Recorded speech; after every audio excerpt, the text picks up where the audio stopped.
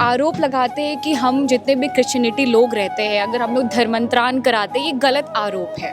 क्योंकि ये आरोप मुझे नहीं लगता है किसी भी तरीके से कायदे कानून के हिसाब से भी ये गलत है। मानसिक बीमारी थी तो इंजीनियरिंग कर रहे थे, उसकी माँ को शैतान आके दबाता था, किसी चीज से नहीं ठीक हुआ तो किसी ने बोला यीशु मसीह से विनती कराओ ठीक हो जाएगा। मनुष्य को मनुष्य बदल नहीं सकता कभी भी। मनुष्य को बदलने वाला कल परमेश्वर होता है और परमेश्वर चाहेगा उसी को बदलता है। इस कार्यक्रम के माध्यम से गरीब और आदिवासी लोगों को ये धर्मांतरण कराया, एक आरोप जो रखता है उस पर क्या? जो विरोधी तत्व के लोग हैं वो नहीं चाहते कि इस देश में आपसी सामंजस्य बने, लोग आपसी शांति, प्रेम और भाईचारा के साथ रहे। आदिवासी समाज हो या फिर कम्युनिटी के बाहर भी हो, तो सभी लोगों को एक यूनिटी के साथ में रहना बहुत ही ज्यादा जरूरी है। छत्तीसगढ़, उड़ीसा, MP, असम, बंगाल, नेपाल से भी लोग आए हैं। झारखंड क्रिश्चियन एसोसिएशन और झारखंड क्रिश्चियन यूथ एसोसिएशन के बैनर तले झारखंड की राजधानी रांची के प्रभात तारा मैदान में 3 दिवसीय झारखंड प्रार्थना महोत्सव का आयोजन किया गया था और आज चौथा दिन है, भले किसी कारण उसको बढ़ा दिया गया और उनको परमिशन मिल गया। हम लोग फिलहाल यहाँ मौजूद हैं और हमारे साथ अलविंदा हैं, कार्यक्रम के आयोजन कमेटी में हैं। कार्यक्रम को किस तरीके से संचालित करना है वो अलविंदा की तरफ से किया गया है। हम लोग समझते हैं कि ऐसे कार्यक्रमों से क्या फायदा होता है और कई आरोप जो लगते हैं इन कार्यक्रमों सवालों को। दादा पहले तो बहुत बहुत धन्यवाद समय देने। धन्यवाद आपको, आपके चैनल से सभी लोगों को जोहार। 3 दिन हो गया, आज अंतिम दिन था कार्यक्रम का, क्या फिलहाल तक हो पाया, किस तरीके से कार्यक्रम चला, कितने लोग आए और क्या फायदा हुआ है? देखिए, झारखंड प्रार्थना महोत्सव Jharkhand Christian association, Jharkhand Christian youth association के तत्वावधान में संयुक्त प्रयास से आयोजन किया गया था, जो कि 3 दिवसीय था। लेकिन क्या कि पहला दिन बारिश के कारण हमारा कार्यक्रम में बाधित हुआ, जिसके कारण हमारे मुख्य वक्ता कार्यक्रम को देखते हुए उन्हें अपने सारे कार्यक्रम को स्थगित करते हुए एक दिन एक्सटेंशन कर दिया गया।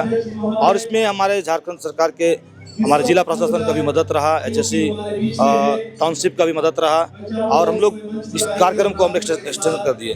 और हमारे जितने भी आप देख रहे गैदर है, जितने क्राउड है, लोगों का जिस तरह से आध्यात्मिक के साथ जोड़ने के लिए जो कार्यक्रम का पहल हम लोग किए हैं कि आज के इस परिवेश में खासकर जिस राज्य और देश का जो हालात है, उन तमाम परिस्थितियों को देखते हुए हमारे कमेटी ने इस बात को घोषणा किया कि हमें देश में एक आपसी सामंजस्य, आपसी भाईचारा, एकता और उनका प्रेम और साथ में देश के सुख समृद्धि और शांति व्यवस्था के लिए हम लोग दुआ करेंगे। और हमारे बीच में अपोस्टल अंकित सजवान जो दिल्ली से हैं और पास्टर मोनिका सजवान, उनकी पूरी टीम को हम लोग अप्रोच किए और उन्होंने इस आधुनिकता युग में कैसे हम आध्यात्मिक क्षेत्र में लोगों को जोड़ें, ताकि जो आज लोग अपने व्यक्तिगत जीवन में निराशा में, जो अशांति में है, वो कैसे आध्यात्मिक के साथ जोड़ने के साथ साथ में वो अपने जीवन को एक खुशहाली जीवन और एक अच्छा जीवन जीने और शांतिपूर्ण जीवन जीने का एक रास्ता को कैसे अपनाएं, वो संदेश लेकर वो अपोस्टल अंकित सजवान हमारे बीच में आए हैं। जो हमारा प्रभु यीशु मसीह जो संदेश लोगों को आपसी प्रेम और भाईचारा का संदेश इस देश और राज्य के लिए बल्कि पूरे दुनिया में दिए हैं, उसी संदेश इस मंच से देना चाहते हैं। चौथा दिन है आज, तब तो एक तो दिन नहीं हुआ तो चौथा दिन। कितना बड़ा क्राउड, कितनी बड़ी आबादी यहाँ पहुंची, किन किन इलाकों से पहुंची? झारखंड के बाहर से भी लोग आए। देखिए, ये कार्यक्रम झारखंड राज्य के तमाम जिलों के साथ साथ हमारे जितने पड़ोसी राज्य हैं, छत्तीसगढ़, उड़ीसा, MP, असम, बंगाल, चाहे वो UP से हो, बिहार से हो, आपका नेपाल से भी लोग आए हैं, आपका महाराष्ट्र से भी लोग आए, आंध्रा से भी लोग आए, गुजरात से भी लोग आए हैं और राज्य के साथ साथ तमाम पड़ोसी राज्यों से लोग आए हैं। और लगभग कल का अनुमान किया जाए तो लगभग 2.5 से 3 लाख लोगों का संख्या पर रहा है और बड़ी संख्या में लोग एक साथ मिलकर हम आराधना, स्तुति और दुआ कर रहे हैं इस देश और राज्य के लिए। और जो हमारे इस कार्यक्रम के मुख्य वक्ता है अपोस्टल अंकित सजवान के द्वारा जो संदेश दिया जा रहा है, उन्हें हम लोग सीख रहे हैं। एक आरोप ऐसे कार्यक्रमों पर हमेशा लगता है कि इस कार्यक्रम के माध्यम से गरीब और आदिवासी लोगों को ये धर्मांतरण कराया, एक आरोप जो रखता है उस पर क्या? सबसे पहले आप देखिए कि देश में आर्टिकल 25 के द्वारा संविधान में जो आज़ादी देता है कि हर धर्म जाति के लोग अपना आस्था, अपना धर्म का प्रचार प्रसार कर सकता है और उसी का अधिकार को लेते हुए इस तरह का कार्यक्रम का आयोजन हमारे समिति के द्वारा, हमारे समाज के द्वारा किया जाता है। और इसमें कई आरोप जरूर लगते हैं, लेकिन एक बात मैं कहना चाहता हूं, आज तक जितना देश में हमारा मसीह समाज का जो आंकड़ा है, उस परसेंटेज, उस आंकड़ा से पता चलता है कि किसी भी तरह का जोर जबरदस्ती करके धर्मांतरण कराकर प्रलोभन देकर धर्मांतरण कराकर कहीं भी किसी भी तरह से हमारा समाज का जो आंकड़ा है वो क्रॉस नहीं किया है। चाहे आज पूरे इंडिया में 4% 6% की बात करें, चाहे यहाँ झारखंड में 14% की बात करें, तो कहीं ना कहीं आंकड़ा ये बात को साबित करती है कि इस तरह का कोई घटना, इस तरह का कोई कार्यक्रम करके लोगों को इस तरह का अंजाम नहीं दिया जाता। लेकिन आज लोग आरोप लगाते हैं निराधार है, और हम इस बात को ये कहते हैं कि जो विरोधी तत्व के लोग हैं वो नहीं चाहते कि इस देश में आपसी सामंजस्य बने, लोग आपसी शांति, प्रेम और भाईचारा के साथ रहे। वैसे लोग आपस में तोड़ने का काम करते हैं। एल्जिन मरीना तिर्की हैं हमारे साथ, और ये झारखंड महोत्सव का जो झारखंड प्रार्थना महोत्सव 2025 जो है उसके अंतिम दिन में हम लोग यहाँ हैं, ये यहाँ पहुँची है। अब आज आए हैं या इससे पहले दूसरे दिन? सबसे पहले तो सभी झारखंड वासियों को मेरे से जोहार और मसीही सलाम। आप लोगों को जैसे पता है कि झारखंड प्रार्थना महोत्सव पिछले 3 दिनों से चल रहा था और आज लास्ट डेट है। बाय लकीली एक दिन हमारा एक्सटेंड हो गया, हमें परमिशन मिल गया एक्सटेंड करने का। तो ये जो सभा है ये किसी रिलीजन या किसी कास्ट को लेकर के नहीं है, ये सभी लोगों को एक साथ निरंतर तरीके से इस प्रेयर सभा में कोई भी आ सकता है और वो अपने जीवन का, लाइफ का टेस्टिमनी यहाँ पे कैसे लोग शेयर कर रहे हैं, कैसे उनको चंगाई मिल रही है, प्रेयर के थ्रू कैसे हीलिंग हो रही है, इन चीज़ों को लेकर के हम लोग कर रहे हैं। लेकिन ऐसे आरोप लगते हैं कि ऐसे सभाओं के माध्यम से गरीब आदिवासियों का धर्मांतरण होता है, कुछ लोग ये आरोप लगाते हैं, इस पे क्या कहें? देखिए, मुझे ऐसा लगता है कि ज़िंदगी आपकी खुद की चॉइस है, लाइफ आपकी खुद की जर्नी है, और ऐसे लोग आरोप लगाते हैं कि हम जितने भी क्रिश्चियनिटी लोग रहते हैं, अगर हम लोग धर्मांतरण कराते हैं, ये गलत आरोप है। क्योंकि ये आरोप मुझे नहीं लगता कि किसी भी तरीके से कायदे या कानून के हिसाब से भी ये गलत है, क्योंकि हम लोग किसी को धर्म परिवर्तन नहीं करवाते। We just try to change the life. हम लोग एक सच्चाई को करते हैं, उनके सामने पेश करते हैं और उन्हें ये चीज़ें छूता है, टेस्ट करता है, तब जाकर वो चीज़ों को समझते हैं और अपनी ज़िंदगी का फैसला लेते हैं। आपको कोई पर्सनल अनुभव जो हम लोगों के बीच साझा करना चाहते हैं इस टाइप के कार्यक्रमों के माध्यम से? मुझे ऐसा लगता है कि आज यहाँ पे बहुत सारे यंगस्टर्स भी हैं, पिछले 3 दिनों से भी है, और काफ़ी लोग हैं जो सीनियर पर्सनालिटीज़ भी है। यहाँ पे जितने भी क्रिश्चियन एसोसिएशन के सभी लोग साथ में मिलकर के ऑर्गेनाइज कराए हैं, तो लोगों का एक यूनिटी दिखता है यहाँ पे। तो इसी तरीके से मुझे लगता है कि हमें अपनी ज़िंदगी में ऐसे यूनिटी को बना करके रखना है। एक झारखंड में एक यूनिटी की बहुत ज़्यादा ज़रूरी है। आदिवासी समाज हो या फिर कम्युनिटी के बाहर भी हो, तो सभी लोगों को एक यूनिटी के साथ में रहना बहुत ही ज़्यादा ज़रूरी है। पास्टर विमल खेस हैं, इस कार्यक्रम के आयोजन समिति में हैं, इनसे बात करते हैं। पहले तो हम लोग ये जानना चाहेंगे, 3 दिन, चौथा दिन है आज कार्यक्रम का, क्या क्या हो पाया, कितनी आबादी में लोग जुटे? यहाँ पर देखिए, काउंट करना मुश्किल है, लेकिन धारा प्रवाह का समान लोग आए थे। लाखों के भीड़ हम समझ सकते हैं, काउंट नहीं कर सकते हैं, लेकिन जब आपने देखा पूरा मैदान क्राउड भरा हुआ था, और आज भी उससे लगता है उससे ज़्यादा ही आदमी लोग आएंगे, विश्वासी लोग आएंगे। और जिससे बोला जाता है कि धर्मांतरण, ऐसे कोई धर्मांतरण की बात नहीं होती इधर में, ये सारे लोग आए हुए हैं। और यहाँ पर केवल हम लोग बोलते हैं मन परिवर्तन की बात, जो ईश्वर का वचन सुनता है, जो कल तक गंदे विचारों में थे, जो गंदे कामों में थे, आज उनका जीवन बदल जाता है। और मनुष्य को मनुष्य बदल नहीं सकता कभी भी, मनुष्य को बदलने वाला कल परमेश्वर होता है, और परमेश्वर चाहेगा उसी को बदलता है। तो ये जो आरोप जो लगाया जाता है कहीं कहीं पर कि धर्मांतर, ये गलत है, बिल्कुल गलत है। ये कोई धर्मांतर नहीं होता है। इसमें लोगों को सिर्फ मन का परिवर्तन करने के लिए उत्साहित किया जाता है कि लोग परमेश्वर का मार्ग में चलें, उसके वचन को सुने, है ना, उसके बातों को बाइबल में से पढ़ें और अपना जीवन को संवारें। बस यही बस इतनी सा बात है। तारा रानी तिर्की जी हैं, बिशप जेल चर्च, उनकी पत्नी है और इस कार्यक्रम में यहाँ मौजूद हैं। मैडम, पहले तो हम ये जानें कि इस कार्यक्रम 4 दिनों का जो चला, इस पे क्या क्या हो पाया अभी? ये तो प्रभु यीशु मसीह के नाम से उसकी आराधना हो पाई है। उसकी आराधना के लिए सभी यहाँ इकट्ठे हैं और प्रभु यीशु के वचनों का प्रचार किया गया कि हम मनुष्य जाति में जो अशांति है, लड़ाई है, झगड़े हैं, असफलताओं में जूझते, उससे कैसे छुटकारा पाएंगे। तो प्रभु यीशु मसीह ने अपने वचन में कहा है कि मेरे पास आओ, मैं सत्य, मार्ग और जीवन हूँ, बिना मेरे द्वारा कोई ईश्वर तक नहीं जा सकता, जहाँ से हेल्प आता है। सबसे बड़ी बात तो है एवरीडे का जो शांति चाहिए, आनंद चाहिए, जो समस्या में अभी लोग तरह तरह से जूझ रहे हैं, पाप, बुराई, बंधन, दुष्ट आत्मा, शैतान से कैसे छुटकारा पाए। तो प्रभु यीशु मसीह सब जाति के सब लोगों के लिए आया, तो अपने सबके लिए आने के लिए, जो भी शांति चाहता है। हर जगह यहाँ वहाँ आदमी लोग घूम रहे हैं शांति पाने के लिए, आनंद पाने के लिए, है ना। तो उसी आनंद को लोग ढूंढ रहे हैं, तो उसी को प्रचार किया जा रहा है, बताया जा रहा है। और ये सबसे बड़ी बात है, प्रभु यीशु मसीह ने आदेश दिया है बोला कि तुमने मुझसे जीवन पा लिया, शांति पा ली, एवरीडे कैसे तुम समस्या को टैकल कर सकते हो, पाप और शैतान से कैसे बच सकते हो। कितना लड़ाई झगड़ा, एक दूसरे के ऊपर ब्लेम चल रहा है, अभी लोग एक दूसरे को हानि पहुंचा रहे, आपस में लड़ाई और दंगे फसाद में जिंदगी भर बर्बाद हो रहा है। दूसरा को मारोगे तो भी मारेगा, लाइफ असुरक्षित हो गया। तो प्रभु यीशु मसीह ने कहा मैं अच्छा चरवाहा हूँ, जो मेरे पास आएगा मैं उसे जीवन दूंगा। मीन्स एवरीडे का आनंद।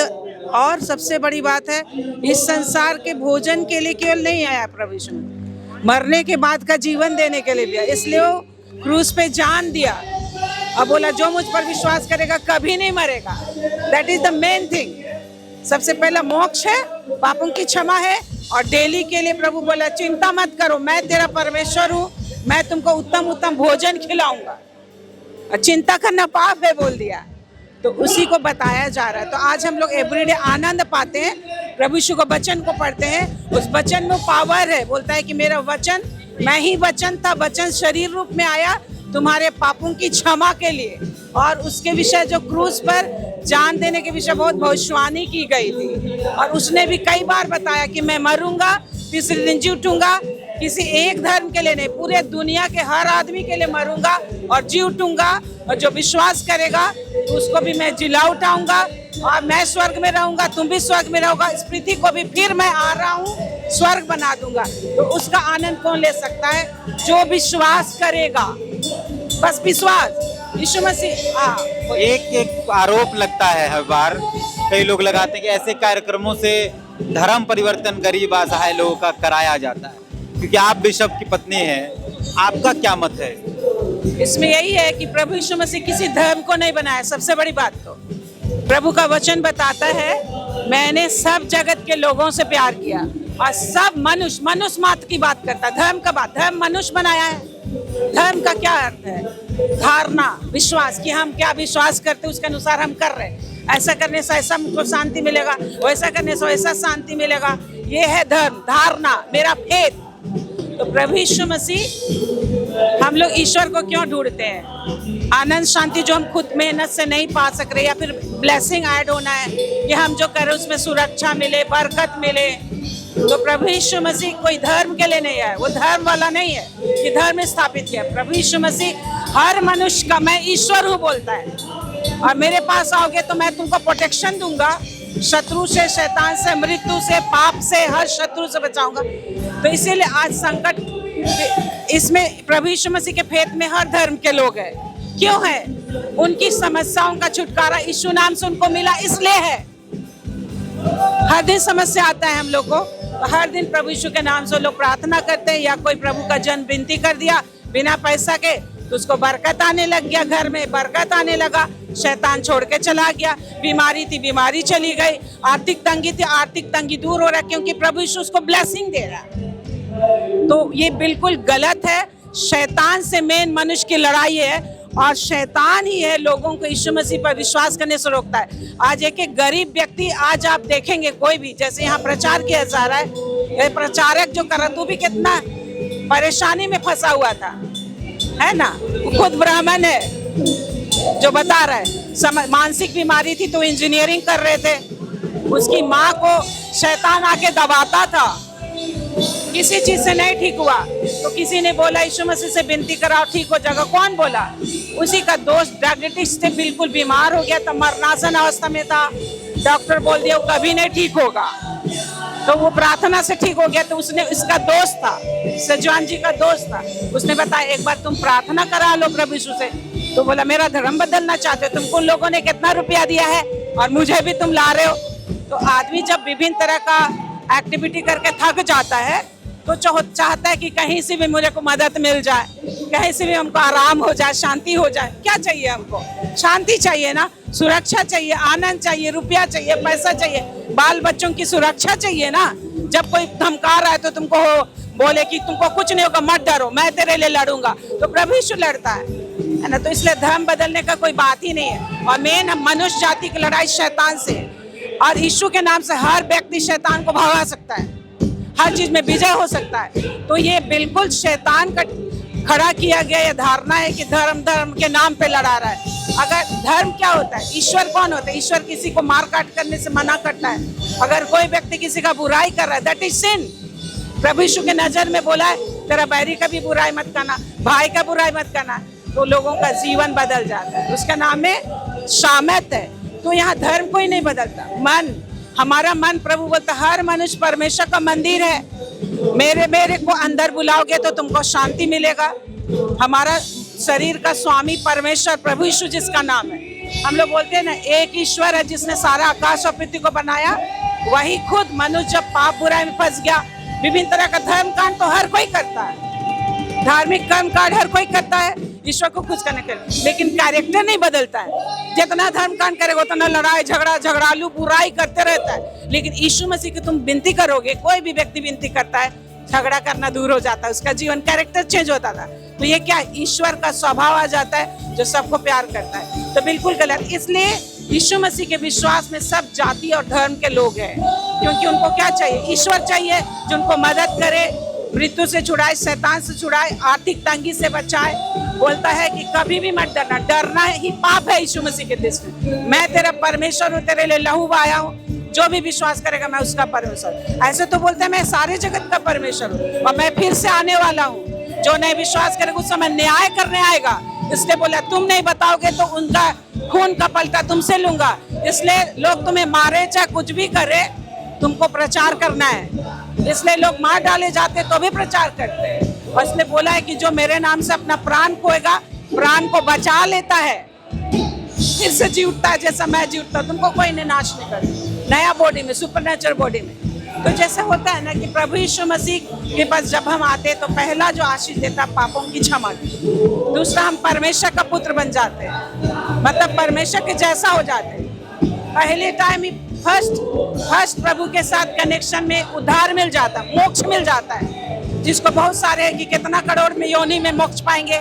यीशु मसीह में पहला योनि में मोक्ष हो गया। अब आनंद करो प्रभु की संगति करके। तो प्रभु यीशु मसीह क्रूस पर इसलिए जान दिया है आनंद के लिए। तो देखिए यहाँ जो लोग वर्शिप आनंद कर रहे, क्या कर रहे? प्रभु यीशु जो किया है हमारे सुख शांति के लिए, उसका वर्णन कर रहे, तो अपने आप उसका पावर आता है, उसमें शामत है, उसमें आनंद है, शांति। आप लोग रह के देखेंगे लोग कितना आनंद करेगा। और प्रभु यीशु बोला मेरे कोड़े खाने से, मेरे लहू बहाने से तुम्हारे पाप क्षमा हुए हैं। हर मनुष्य, देखिए हर मनुष्य का पाप, अरे शरीर का मैला एक ही पानी से धुलता है, चाहे कोई भी देश का हो। शरीर तो धुल जाता है, लेकिन मन का पाप कैसे धुलेगा? गंदगी कैसे धुलेगा? एक ही ईश्वर का लहू से धुलता है। बोलता है मेरे लहू से तुम्हारे पाप क्षमा होते। इसके लिए जो भी बोल देगा प्रभु यीशु तू क्रूस पर मेरे लिए लहू बहाया, मैं विश्वास करता हूँ, मेरे पापों को क्षमा कर, बस इतना ही बोलना है। और क्षमा को महसूस करता है, वो महसूस करेगा कि बोझ हट गया, अशांति हट गया, मन दिल दिमाग शांत हो गया, शैतान जो रात को बेचैन करता था वो दुष्ट आत्मा भाग गया, बीमारी भाग गया। तो आज प्रभु यीशु मसीह की बात सुनते हैं, उसी में शांति आनंद आता है। तो प्रभु का आदेश है कि सारे जगत में सबको बताओ। इस संसार में बहुत सारे ईश्वर हैं जो झूठे शिक्षक हैं, झूठा ईश्वर है, बोला तुमको स्वर्ग नहीं देगा, लेकिन मैं तुमको स्वर्ग देता हूँ। तो हमको जो सब कुछ देगा, जो मेरे लिए लहू बहाया है, जान दिया है परमेश्वर, हम उसको चाहेंगे ना। आज हमको क्या चाहिए? सुख चाहिए, सुविधा चाहिए, आनंद चाहिए और मृत्यु से छुटकारा। इस संसार में मनुष्य का सबसे बड़ा क्या चीज है? पाप है। पाप से कैसे बचेंगे? मौत से कैसे बचेंगे? अपने लोगों से बिछुड़ने से कैसे बचेंगे? प्रभु यीशु बोला है जो मुझ पर विश्वास करेगा ना, स्वर्ग में अपने लोगों से मिलेंगे। स्वर्ग देता है, स्वर्ग देने के लिए खून बहाया है। ऐसा कौन है जो स्वर्ग देने का वादा करता है? बोलता है विश्वास करके। और कैरेक्टर तो अपने आप अपराधी व्यक्ति बदल जाता है। आज एक व्यक्ति को जेल में डाला जाता है ना, वचन प्रचार कर रहा है, यीशु मसीह के विषय बोल, वहां बताता है चोर डाकू लोग जेल से निकल जाते, बदल जाता है, प्रभु का आराधक बन जाता है। कितने वीडियोज आपको यूट्यूब में मिले। तो प्रभु यीशु का सामर्थ्य है। तो धर्मांतरण का जो बात है, शैतान द्वारा डाला गया लोगों के दिमाग में भ्रम है। अगर वो ऐसा सोचता तो आगे देखे। प्रभु यीशु मसीह में धर्मांतरण पैसा नहीं देता, हम लोग को पैसा देना होता है ना। यहाँ सब पैसा देंगे हम लोग तो इतना काम होगा। और प्रभु बोला जो पैसा देगा उसको मैं पैसा दूंगा, बरकत आता है। तो इसलिए और सुनिए, बोलते ना पैसा दे के धर्मांतरण किया होगा। प्रभु यीशु बोलता है मैं ही रुपया धन संपत्ति देता हूँ, ये दुनिया मैंने बना, जो मेरे पास आएगा उसको मैं धनवान बनाऊंगा। तो अपना थोड़ा सा पैसा देता है, परमेश्वर उसमें अनलिमिटेड बरकत आते जाता है, तो लोगों को लगता है धन दे रहा है। तो धन प्रभु देता है।